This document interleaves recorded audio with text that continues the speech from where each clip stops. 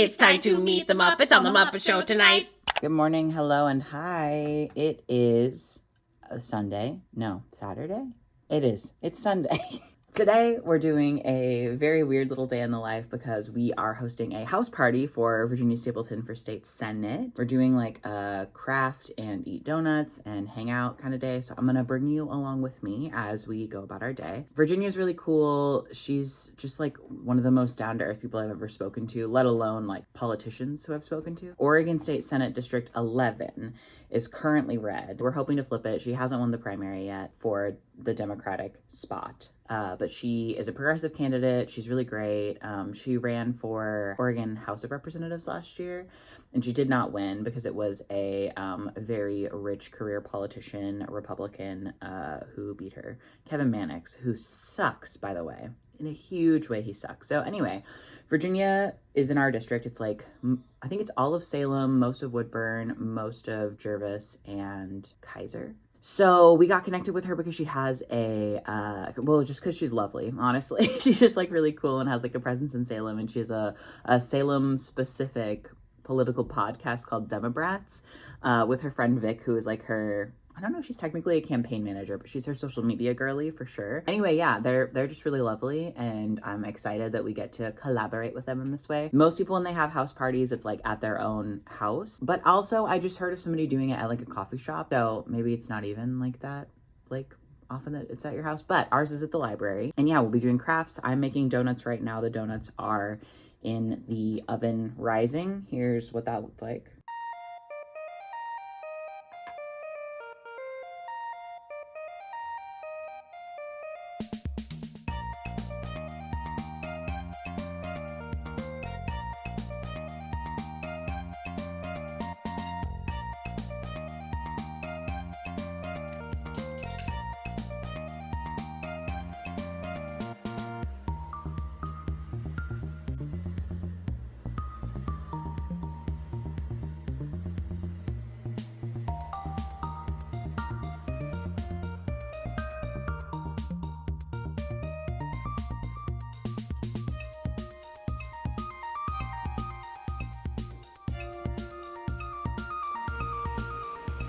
People always have a lot of questions about my donuts because I use our like leftover whey from making my yogurt thicker when I make yogurt. And I am realizing that people think that maybe my donuts are like incredible, amazing, like high protein donuts because they have whey in them, because people know about whey protein. But the reason they use whey as like a thing in protein powder is because it is a huge waste product. Like there's so much of it that's created when you make Greek yogurt. So they just have like gallons of it. And what they're doing when they're using like whey protein and protein powder is they're powderifying it and then using an ungodly quantity of it. It's like you would have to drink like 15 gallons of whey to get like the amount of protein that's in like whatever it is you're drinking. That's an exaggeration, but maybe not like that much of an exaggeration. And also there are like calories and sugar associated like with whey, which great. That's fine. I don't care. There are lots of other things that I make that are really nutrient dense. This is something where it's just, I have this weird milk byproduct. I was like, donuts sound really good. I made donuts one day, and now it's something that I do at least once a month, honestly. And they're just like easy to bring to these events and other stuff that we do. So I was like, this will be fun. We'll have donuts at our hang with Virginia, who's great. Let's go. Right now, I am getting our craft stuff set up. We're going to do collage and melty beads. So I have to steal my mom's iron if she's comfortable with that. It should be fun. Should be a little chaotic. Let's go.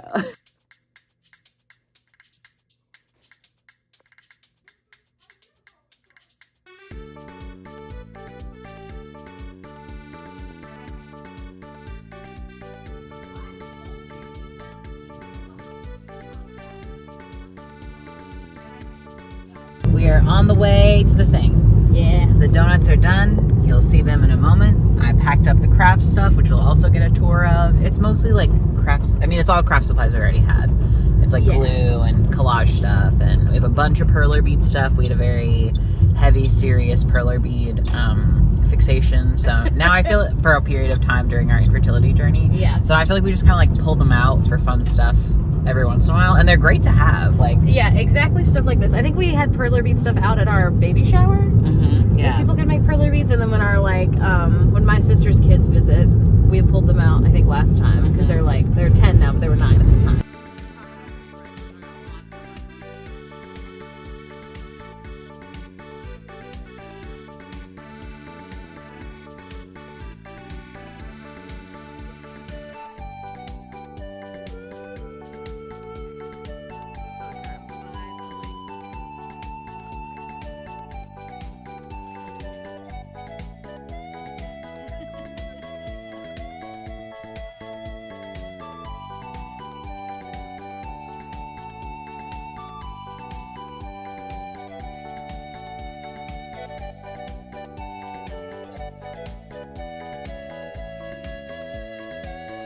I'm Virginia Stapleton. I am running for Senate District 11. I'm a lifelong Oregonian, and I'm actually born and raised here in Salem. Yay! Yes. My mom and dad were evangelical Christian, very conservative upbringing. There was a lot of struggles growing up in that big of a family, and a lot of poverty that we experienced. I like to preface this because a lot of politicians will tell you that they grew up in poverty, and I like to ask, could you just not get like your favorite brand of shoes? Why can't we not get our Could you brand like of not go to shoes? summer camp? Because we didn't have running water all the time, and we didn't have to eat all the time. We never really had enough food for everybody, and so that was what I grew up in. And there is a lot of trauma that comes with that, but there's also a lot of creativity and grit and determination that also comes from that, which I'm very thankful for. We built 1,000 low barrier shelter beds. Is anybody familiar with the term low barrier? Okay, so you have high barrier shelter beds and low barrier.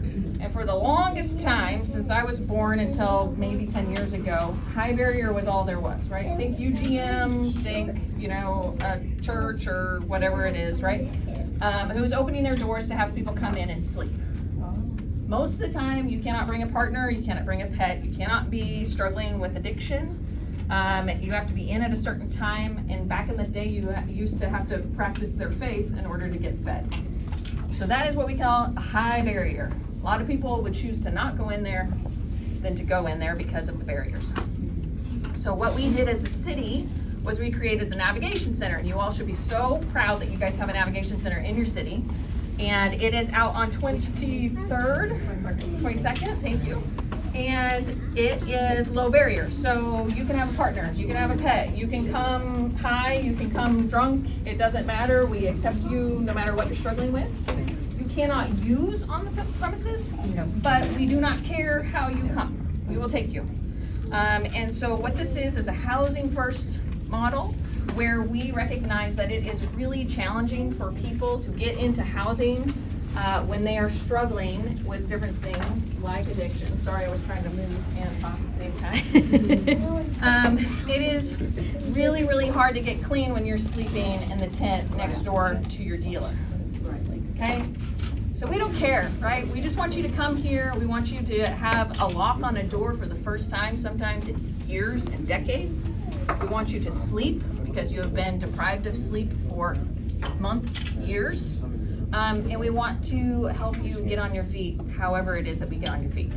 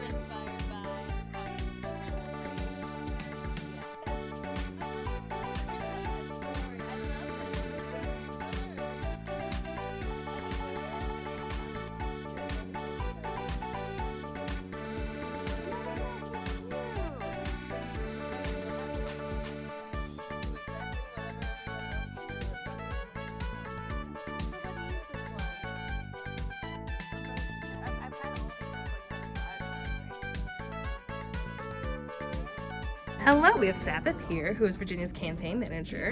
Can you tell us a little bit about yourself and how you got into campaign management? Yeah, so I was going to college when I was 18 and 19, and I was supposed to go to a university, but I didn't realize when I was 17 and I graduated high school that nobody would just give me student loans, that you needed a cosigner, and I didn't have anyone in my life to cosign for me at the time.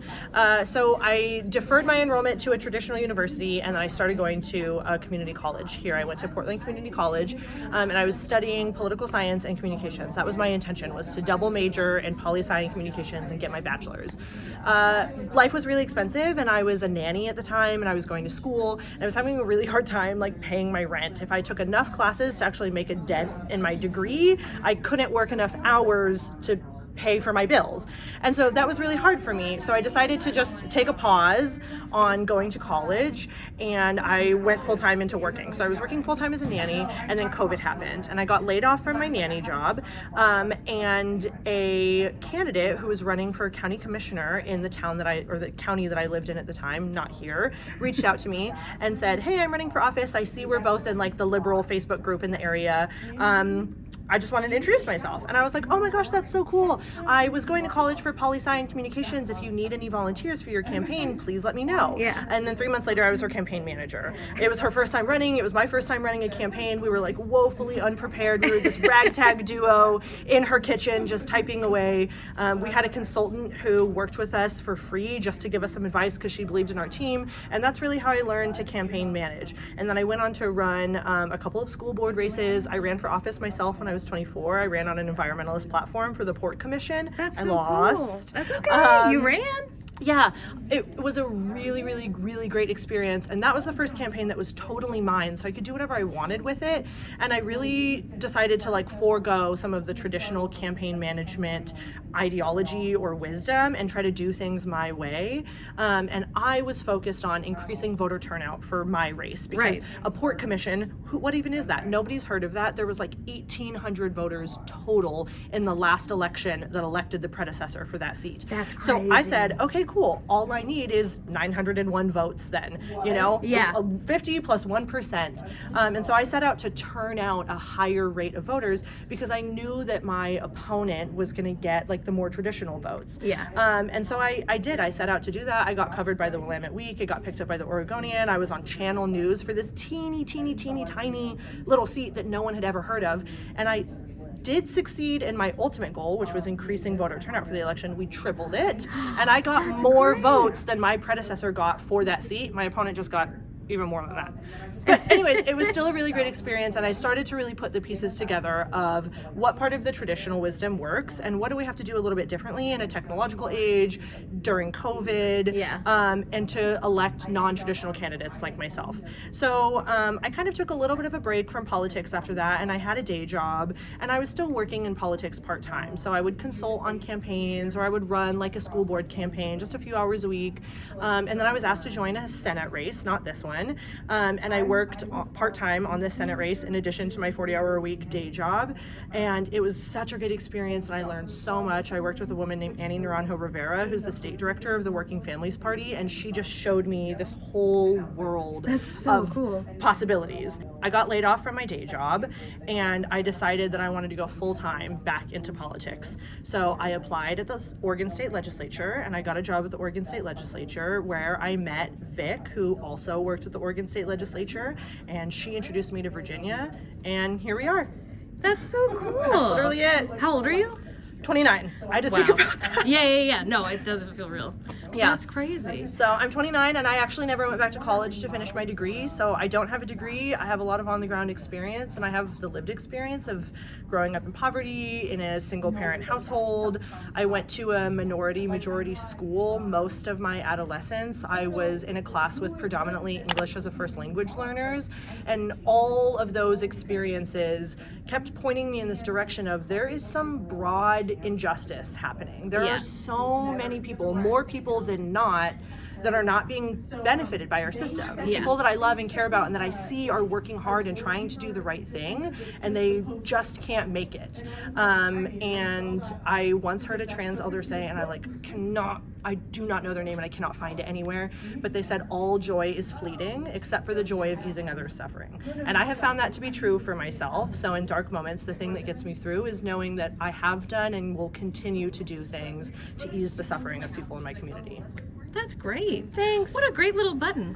Thanks. Yeah, I love that saying. Yeah, that's so cool. And people can follow you on Instagram? Yes, I'm Sabbath Rain on every platform. That's my real name. My mom gave it to me. It's so cool. Sabbath Rain on everything.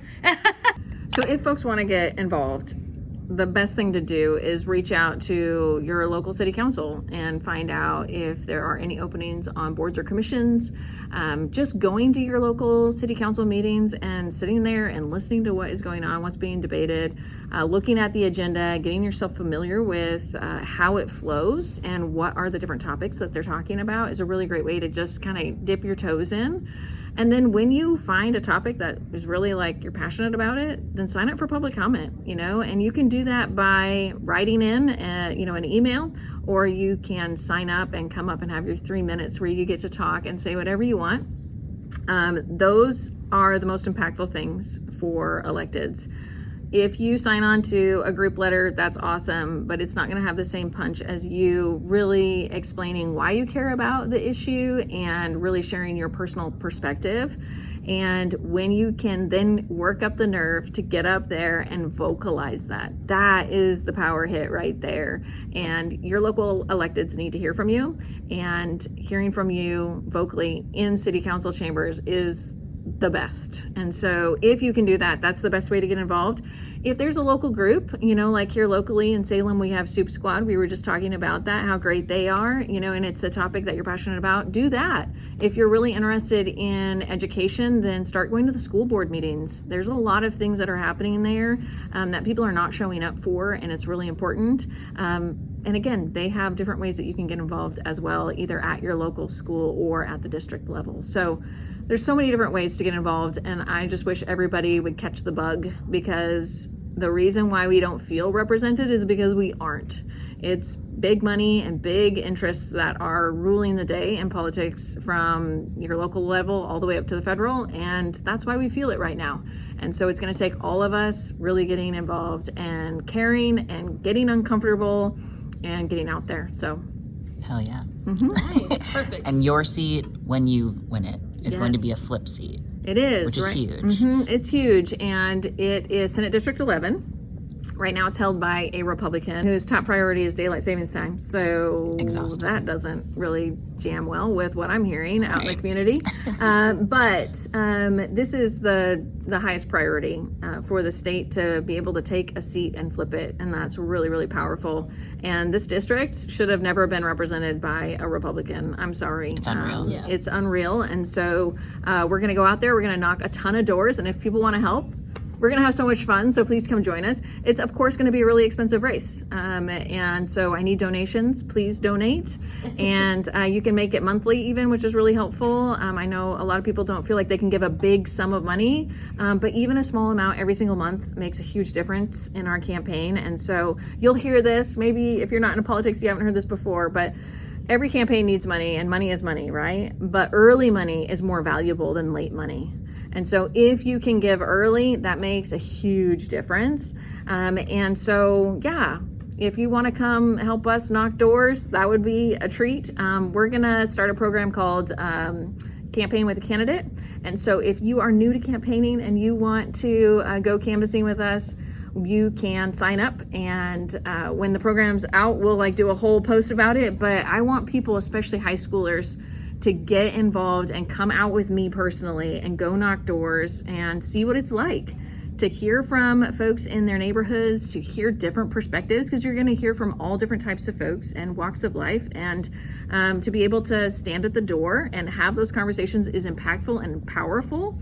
And we need to have those conversations, and we need to kind of work that muscle of having those tough conversations with our community members and still coming away from it whole and with respect for each other. I think is really important. And so I want to be able to be one of those candidates who can open the door for people, teach them how to campaign, and so that they're empowered to run for office in the future. Yeah, awesome. I love that. Thank you so much. Yeah, of course. That was it. That was the house party. Yeah, today's the next day. It went great. It really did. I So feel like it went great. you only had 7 people RSVP yes, though, right? Well, so no, sorry. yeah, so talk about this. we received 31 RSVPs. People filled out the form. I sent out an email to confirm the RSVPs. I think I only got 7 yeses From the second email. the second, yeah, and then I got 4 no's. But of the 7 yeses, it was a lot of people being and I'm bringing a friend, which is great. But I don't know. I always have anxiety about these kinds of things. Particularly for this one, it wasn't in collaboration with the library. We were renting that room, but I wasn't paying for it because it's not my campaign. Right. So I was really stressed out that we weren't gonna have I don't know, enough people to necessitate both the Anderson rooms. And we definitely did. I would say actually the next time we do it, I think we'll want to do it in a bigger space, honestly. Yeah. They ate all the donuts. That made me really happy. They ate all the donuts pretty quickly. Not too quickly. No, not too quickly. I think we had an acceptable amount of donuts, but I would like to make so many donuts that we have leftover donuts Yes, to bring ideally. home. Yeah. Because I love the donuts. You know, To that's be fair, what I I'm think doing. I ate 3 of them. Criminal. Well, they were Criminal really mommy. good. It went really great. People were so creative with their collages and with the art that they made. Like everybody, they did a great job, which was fun. The problems that we had were that there were so many more children than I thought there were going to be. And they were great. They were all super well behaved. They were awesome. That wasn't the problem. No, The the problem was that we didn't have as many like child-focused crafts. Well, we had the perler beads, which was great. And there was coloring books and other things, but there was a lot of children who did a lot of hefty perler bead work that I then had to iron for so long. So I think next time if we're gonna bring melty beads, we bring like 3 irons. I think also we have someone designated to... That was essentially what I ended up doing, is I was the designated like ironer, which was fine, but it was also like people were kind of waiting until the end to like finish up their projects, and then there's not enough time to iron them. So I was literally surrounded by like a gaggle of between like 4 to like 8-year-olds who just kept being like, "And are you working on mine yet? And how? Yeah, this one's kind of slow. Can you do this one next?" Like, which is really, I mean, they were hilarious. No, none of them were mean. No, they were lovely. They were all as great. patient as I think they could be for being between 4 and 8 years old. Possible, yes. Yeah. No, they were excellent. But yeah, I think next time we do it, I'm curious if we can rent like one of the rooms at one of the churches and see maybe that, because they just have like so much more space and more tables. I think we would also maybe have people bring stuff. I thought the collage idea is really good because you don't have to use a lot of brain space to collage while you're listening to someone talk. So I think we'd also have people be like, if you have old magazines or, you know, glue or construction paper, I think we'd have people, because then we could spread it out more. But the 3 tables we ended up making, because we were like, haha, we're going to need more space. Yeah. We, like, everything worked out. Yeah. I would say next time more food earlier, probably drinks too, because like once people started eating donuts, I was like, they're going to want some water. They're going to be thirsty. It was kind of a if you give a mouse a cookie situation. Yeah, if you give some people who are going to listen to someone talk some donuts, they're probably going to want a liquid as well. And then they'll probably want a craft to do, and then they'll want to be friends. Yeah. I didn't help melt the beads because I was mingling. Yeah. Met a couple of sweet peas, which was really great. Yeah. I think this is like, I don't get anxious before these things that are not going to go well, because like Virginia knows how to talk and we know how to host. Yeah. That part's not that hard. Yeah. What I am always super nervous about at things like that is that I don't ever want to come off like a bitch if I'm not like so smiley the whole time. I'm just always so afraid that I'm going to come off rude because I'm not like so on. Anyway, so I felt better after I chatted with some people, because like obviously I wasn't like smiling and talking the whole time Virginia was smiling and talking, because that was kind of what she was supposed to be doing. But yeah, everyone I talked to was super nice. And I also like, I'm a Leo, so there's that. But I also really, I love strangers. I love meeting strangers. So it was really nice. We met like a person who had just moved from LA, and we talked about Vanderpump Rules a little bit. Obviously. You keep saying we. It was just you again. And that person talked about. I was with the gaggle of children. Yeah, you were on perler beads. Getting yelled at while not doing it quick enough. And it's also crazy because I really didn't realize how many perler beads we had, because people made a lot of perler beads, and I feel like we brought more home. It really felt like they multiplied while so we were there. many perler We have beads, so many. It was which also is great. They're a great craft. I had like 2 different very cute people who I do indivisible stuff with ask me if we needed like donations for craft supplies. Like, oh my gosh, you guys bought all this stuff, and I was like, no. This is our house. This is just at our home. Thanks to Virginia and to Vic and to Sabbath, and also to Jane at Girly Pop Politics. If you're not familiar, if you're living in Salem, particularly like Kaiser, she does a lot of Kaiser stuff there. She's really great. I don't know. This was a really good time. I hope you feel inspired to do things in your own community. This was just, it was just a good time. I think also something that, again, we're always afraid of, and I think a lot of people are afraid of as they're getting like kind of stepping their toe into things like politics and getting involved, is like you are like, well, what about this and what about this? And like this started as Virginia, we were at her campaign kickoff, and she was like, we're bringing back like house parties, which someone said in the comments of when we posted the short about this, that their grandparents used to do this. I've never heard of it. Oh, no, people do them still currently. Well, yeah, we just did one. Yeah. I Apparently they're popular in some circles. I had never heard of it, but Virginia was like house parties, and we were like, we should do one. And then we were like, well, we can't do one at our house. And we're like, what if it's at the library? And then I was like, I could bring crafts. And so once we talked to them about it, they were like, well, we've never done like a craft thing. And I was like, I mean, it was like very not loosey-goosey. hard. When you're approaching a politician or like Soup Squad or any group, you don't have to already have the answers to everything. You can just be like, this is an idea I have. Yeah. Is this something your group has done before, or somebody in the community has done before, or something that I could help put on, and maybe we'll figure it out together? If you're a person who's like, I have passion and time, they're going to be obsessed with you. Yeah. Even if you can make time. Even if maybe you don't have time, but you can find it. Yeah. Also, like, I think the biggest thing is, obviously we talk about this every time, but you're going to be out of your comfort zone hanging out with strangers. Yeah. Bring a friend. Yeah. Or bring a craft. Or, you know, sometimes like Indivisible, they put their meetings on Zoom. Maybe whatever you're looking into has a Zoom version, or maybe do that first, it's then online. go to the real one. Yeah, then go to the real one. Then make some friends. Then help out your community. Then build a better world. Yeah. And you, thanks for being here. Thanks for being here. Thanks for watching. I hope you have a great week. I love you. Goodbye. There's definitely bloopers. Yeah, there sure are. Yeah. Involved in their local politics in terms of supporting candidates, because this is like a really crucial, Yeah. like Yeah, midterm. I would Get the top of her head. Sorry. Yeah. I was gesturing. I get it. I can't tell if we're blurry.